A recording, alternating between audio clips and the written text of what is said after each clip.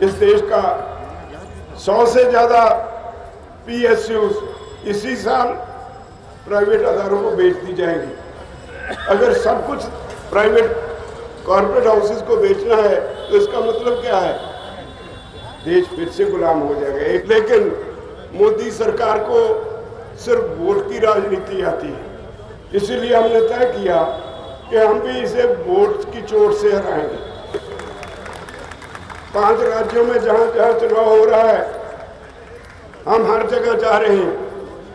हम मांग करेंगे सभी देशवासियों से कि मोदी को वोट ना दो, किसी को भी दे दो ताकि देश बचे। सिर्फ मोदी को हराने के लिए वोट चाहिए।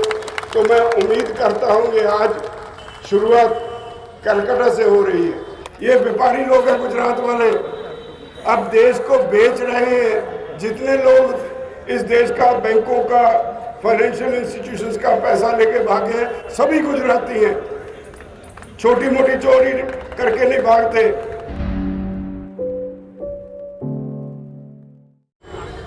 तो जो पहले बना हुआ है, जो सदियों से एक बढ़िया सिस्टम बना हुआ है, उसको तोड़ने की चिंता ज़्यादा है, क्योंकि अंबानी अडानी मोदी के खास ब्लू आइड बॉयज है, उसके चहेते हैं। इस देश का तेल का सेक्टर सारा अंबानी के पास है। ONGC जो सरकारी कंपनी है, जो अब तक मुनाफे में रही, अब वो घाटे में क्यों है?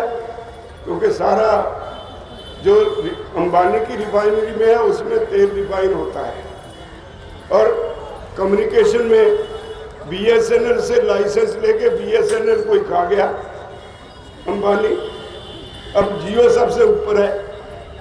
इसी तरह जब ये जो डिफेंस का, आज तक हमारे आर्मी के इंजीनियर्स ये हथियार वगैरह बनाने का काम करते थे, धक्के से ये भी काम अंबानी को दे दिया। कोल सेक्टर अडानी को दे दिया, रेलवेज अडानी को, हवाई अड्डे अडानी को, अब एग्रीकल्चर सेक्टर भी अडानी को। और असलियत ये है कि इतने बड़े स्केल पे प्राइवेटाइजेशन की तरफ, कॉर्पोरेटाइजेशन की तरफ मोदी सरकार बढ़ रही है।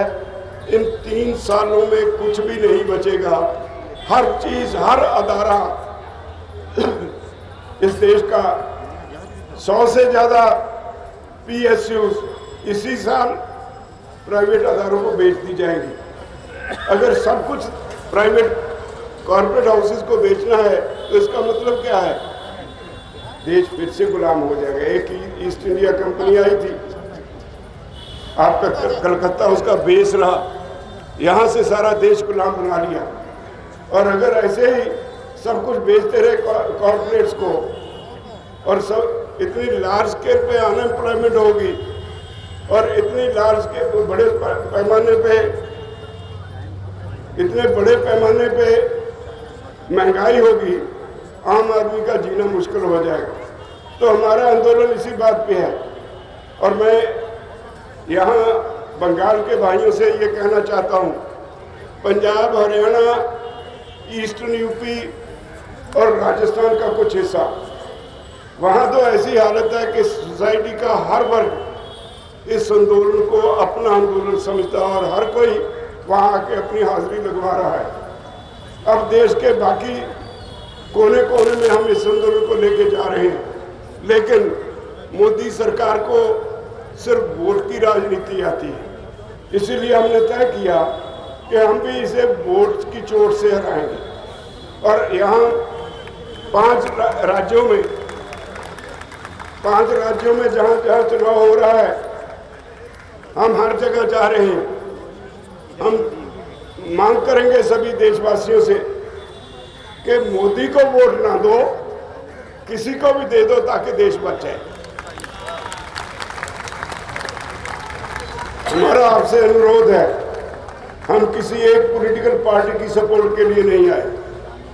हम आए हैं किसान की सपोर्ट के लिए, आम आदमी की सपोर्ट के लिए। हमें चाहिए आपकी सपोर्ट, हमें चाहिए आपका वोट जो मोदी को हरा दे। सिर्फ मोदी को हराने के लिए वोट चाहिए। तो मैं उम्मीद करता हूँ कि आज शुरुआत कलकत्ता से हो रही है। जिस हिसाब से आपने एक बड़ा जुलूस निकाल के इसकी शुरुआत की है, तो मैं समझता हूँ अगले दिनों में ये एक वेव बनेगी जो मोदी की जड़ों में बैठ जाएगी और उसको चिंता ऐसी होगी कि मोदी की पार्टी का, बीजेपी का भोग बढ़ जाएगा। तो मैं आप सभी से अनुरोध करता हूँ, उम्मीद करता हूँ बंगाल के वोटर्स इस बात को समझेंगे, क्योंकि बंगाल एक बात और कह के मैं समाप्त करूँगा। ये देश आज़ाद हुआ, इस देश में गांधी जी को छोड़ दो, बाकी गुजरातियों की कोई कुर्बानी नहीं। इस देश में कुर्बानी है तो बंगाल और पंजाब की है।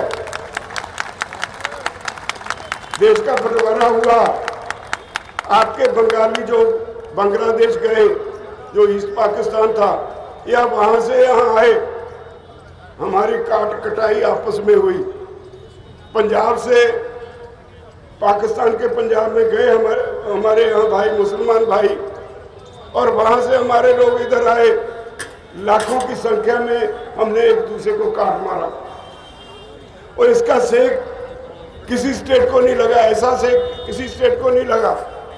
अगर कुर्बानियों की और बात करें, 95% देश में जो लोग फांसी चढ़े वो पंजाबी थे, और जो लोग काले पानी की सजा काट के आए, 94% काले पानी की सजा के लिए लोग गए पंजाब से। या फिर कोई बंगाली गए, मुझे बताए कोई गुजराती एक भी था। ये व्यापारी लोग हैं भाई, ये व्यापारी लोग हैं गुजरात वाले। अब देश को बेच रहे हैं। जितने लोग इस देश का, बैंकों का, फाइनेंशियल इंस्टीट्यूशंस का पैसा लेके भागे हैं, सभी गुजराती हैं। छोटी मोटी चोरी करके नहीं भागते, हजारों करोड़ की चोरी करके भागते हैं ये लोग। तो इसलिए अब समय आ गया है कि सारे देशवासी इन लोगों की फितरत समझे, इन लोगों के अगले एजेंडे को समझे, और एकजुट होके एक बार मोदी को सब सिखाएं और इससे पीछा छुड़ाएं देश का, वरना ये देश दोबारा गुलाम हो जाएगा। ये कम्युनलिज्म में विश्वास रखते हैं, ये कॉर्पोरेटाइजेशन में विश्वास रखते हैं, प्राइवेटाइजेशन में विश्वास रखते हैं, जो देश के लिए नुकसानदेह ही नहीं, सुसाइडल है। इसलिए मेरा आप सभी से अनुरोध है, हम पंजाब, हरियाणा, नॉर्थ के सभी किसान भाइयों की तरफ से अपने बंगाली भाइयों के पास ये रिक्वेस्ट लेके आए हैं। हम भाई हैं आपस में, भाई भाई की रिक्वेस्ट को कभी नहीं ठुकराता। हमारी एक कल्चर है, हमारी इंडियन की एक कल्चर है। और ख़ास तौर पे जब कोई इस देश पे गंदी निगाह रखे, देश को गुलाम करने की तरफ लेके जाए, फिर तो ये लोग उसको बख्शते नहीं। तो बहुत बड़ी जिम्मेदारी है आप लोगों पे। ये शुरुआत हो रही है एक बड़े आंदोलन की, ये वोटों तक सीमित नहीं। इसके बाद हम सभी इनके एमपीज को भी देखेंगे कहाँ तक वो बीजेपी के साथ खड़ते हैं। हमसे वोट लेके जो हमारे खिलाफ पार्लियामेंट में वोट करते हैं, उनको एमपी रहने का कोई अधिकार नहीं। तो इसलिए आप सबसे आखिर में यही निवेदन है बंगाल के लोगों से, यहाँ से शुरुआत हो जानी चाहिए। यहाँ से मोदी की छुट्टी होनी चाहिए, तय होना चाहिए। मोदी को वोट नहीं मिलना चाहिए। आप किसी को भी, काले चोर को वोट दे दो, मोदी को वोट मत देना। यही आपसे नॉर्थ के भाइयों की रिक्वेस्ट है, और मैं उम्मीद करता हूँ आप इस पे जरूर गौर करेंगे। धन्यवाद। खबरों में बने रहने के लिए फोरम 4 को सब्सक्राइब करें और नोटिफिकेशन पाने के लिए बेल आइकन दबाएं।